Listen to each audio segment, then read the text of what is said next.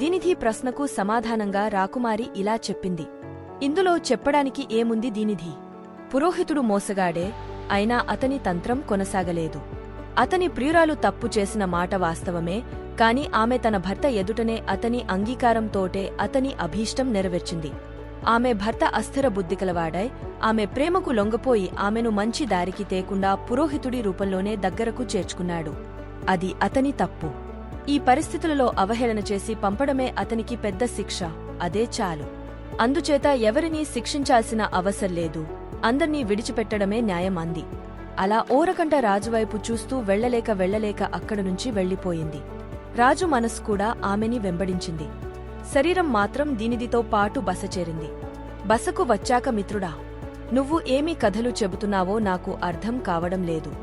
ఆమె సౌందర్యాన్ని, అన్ని ఇంద్రియాల శక్తుల్ని చూపులోనే కేంద్రీకరించి చూస్తున్న నాకు నీ కథలు వినపడడం లేదు.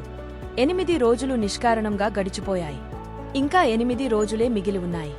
చివరికి ఆమె నాకు దక్కకపోతే నిన్ను క్షమించేది లేదు. రోజురోజుకు ఆమెకి నా మీద దయ ఎక్కువ అవుతోంది. అది ఆమె హావభావాలు వల్ల నాకు అవగతమవుతోంది. అక్కడ ఉన్నంత సేపు మైకంలో ఉంటున్నాను, ఆమెని చూడకుండా ఒక్క క్షణం కూడా ఉండలేకున్నాను. రేపటిదాకా బతికి ఉంటానో లేదో అంటూ ఆమె చిత్రపటాన్ని చూస్తూ గడిపాడు ఆ రాత్రి హేమప్రభువు. ఆ మరునాడు హేమప్రభువు యథావిధిగా పగలంతా అతి కష్టం మీద తన మిత్రుడు దీనిధితో గడిపాడు. ఉద్యానవనమంతా తరిగారు. సాయం సమయం అయి రాత్రి చేరువ కాబోతున్న వేళ హేమప్రభువు కోసం, మిత్రుడి దీనిధి కోసం సెలా వేదిక మీద కూర్చుని చంద్రకళాదేవి ఎదురుచూస్తోంది. ఆమె నారింజ చీరలో వజ్రాలు పొదిగిన రవికతో బహు అందంగా ఉంది. ఆ చీర, రవికకు తగినట్టు కరీటం, నగలు ధరించినది ఆమె. ఆమె హేమప్రభువుని మెచ్చుకోలుగా చూసింది. ఆ చూపుకి హేమప్రభువు సెలా వేదికపై కూలబడ్డాడు. అప్పుడు దీనిధి చంద్రకళాదేవికి ఎదురుగా నిలబడి ప్రశ్నించడం మొదలుపెట్టాడు.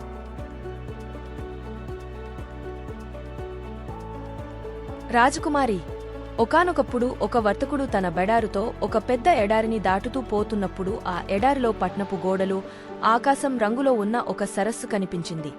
ఆ నగరాన్ని, ఆ సరస్సుని చేరాలని ఆ వర్తకునికి కుతూహలం కలిగింది. అతను ఆ బెడారాన్ని, ఒంటెని తీసుకుని పట్నము, ఆ సరస్సు కనపడుతున్న వైపుకి వెళ్లాడు. కొంతసేపటికి ఉన్నట్టుండి ఆ పట్నం, సరస్సు రెండూ ఉన్నట్టుండి మాయమైపోయాయి. ఎండకి నెత్తి మాడిపోయింది. అప్పుడు అతనితో ఉన్నవాళ్లు అది వట్టి భ్రమే అని, ఎండమావుల వల్ల అలా కనపడుతోంది అని చెప్పారు. కాని ఆ వర్తకుడు ఆ మాటలు పెడచెవిని పెట్టాడు. అతడు ఆ రోజుకి అక్కడే సేదతీరి మరుసటి రోజు మళ్లీ ఆ పట్నం, ఆకాశం రంగులో కనిపించే ఆ సరస్సు వైపే ప్రయాణం సాగించాడు. కొంత దూరం వెళ్లాక మళ్లీ అవి మాయమైపోయాయి. తర్వాత ఆ వర్తకుడు అక్కడే సేదదీరి తోటి వర్తకులు భ్రమ అని చెప్పినప్పటికీ చెవినెక్కించుకోక మరుసటి రోజు ఉదయం ఆ దిశలోనే ప్రయాణం చేశాడు. మళ్లీ అవి మాయమైపోతుంటే విచారిస్తూ ఉండేవాడు. అవి మాయమైన కొద్దీ వాటిని చేరాలన్న కోరిక, పట్టుదల ఆ వర్తకునికి ఎక్కువైంది. ఆ భ్రాంతిలో పడ్డ ఆ వర్తకుడు ప్రపంచాన్నే మరచిపోయాడు. ఈలోగా అతని వ్యాపార సరుకు అంతా పాడైపోయింది. అతనికి పట్టిన పిచ్చి తెలిసి బంధువులు కొందరు వచ్చి, ఏమిటి నీ పిచ్చి పని, ఇదంతా ఎండమావుల ప్రభావమేనని నీకు తెలియదా? నువ్వు నీ కాలాన్ని ఈ అర్థం లేని భ్రాంతిలో పడి పాడు చేసుకోవడమే కాకుండా నీ ధనాన్ని వృధా చేసుకుంటున్నావు. ఇకనైనా ఈ పిచ్చి చేష్టలు కట్టిపెట్టు అన్నారు. ఆ మాటలు విని వర్తకుడు, మీరు పొరబడుతున్నారు, కళ్లారా చూస్తున్నది భ్రాంతి అని మీరెలా అంటారు? మీరంతా ఎలా నాకు కనిపిస్తున్నారో ఆ నగరం, సరస్సు కూడా నాకు కనిపిస్తున్నాయి అని వర్తకుడు బదులు చెప్పాడు.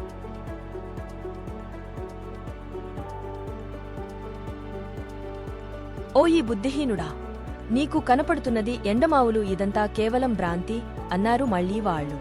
కాని నా కంటికి కనిపించినది మాయ ఎలా అవుతుందని వాదించాడు. ఎంత చెప్పినా వినని వర్తకుడిని వదిలి వారంతా వెళ్లిపోయారు. వర్తకునికి పట్టుదల ఎక్కువైంది. దారిలో ఒంటెలు చనిపోతున్నా కొత్తవాటిని కొంటూ ఆ ఎండమావులను వెంబడిస్తూ ఉన్నాడు. ఇలా ఒంటెల కోసం అతని వద్ద ఉన్న డబ్బు అంతా ఖర్చు అయింది.